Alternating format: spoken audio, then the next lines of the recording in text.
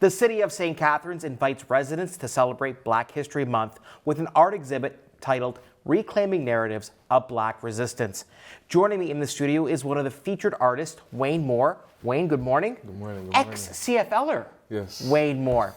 Wayne, welcome back to The Source. And you know, this exhibition highlights themes of resistance and pride. Can you tell me about Reclaiming Narratives? Well, first of all, I just want to say thank you. Thank you for having me.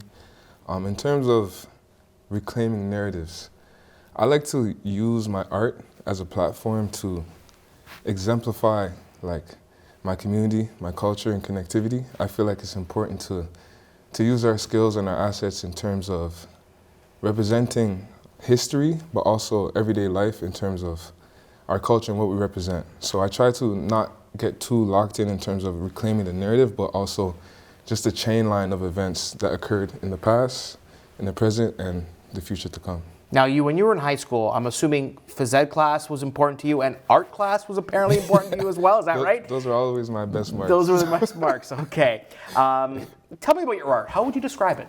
Again, community, culture, connectivity. I really like to hone in on those words because I realize it's a constant connection between each piece, and that's what I feel like draws the community, draws a crowd, and they always ask, and I feel like in those platforms, I feel like they see a representation of themselves as well. But I use my art as a tool and a vessel to kind of exemplify where I'm from, what I'm about, my culture, and just trying to bring people together as much as I can. Raised in Toronto, but born in Jamaica, right? Yes. How did that influence your style? Well, in terms of born in Jamaica, just the vibrancy, like the colors. When you're on the plane and you just stare through the sky, as soon as you get over the island, you see you see colorful houses. Houses are painted in all sorts of colors. The greenery, the vibrancy. So I tried my best to exemplify that in my artwork. In terms of Toronto, I look at Toronto as like a smaller concrete jungle. So the grit, the hustle culture, but I try to exemplify that and represent it in my work with textures, just to kind of show the grit and the contrast and the juxtaposition with smooth and texture. Now you have some work at St. Catharines City Hall right now for Black History Month. It's called I and I and Golden Union, is that right? Yes. Tell me about that creative process. So I and I, it's when you look at it, it's a fist. Okay. So a fist is commonly used in representation to Black History Month, but also I use it as a representation to show the constant fight. The constant fight, and the way I exemplified it in my piece, like I said before, I like to use a lot of vibrant colors. So it shows the juxtaposition of the fight and the grit that's constantly happening, but the smoothness and the finesse that I bring with my art. In terms of Golden Union, it's a painting with a huge gold frame, but within it, it's a representation of Black love. And I like to use gold in my painting a lot to represent royalty. When I do a lot of research on Black history itself, there's a lot that's not mentioned in terms of royalty.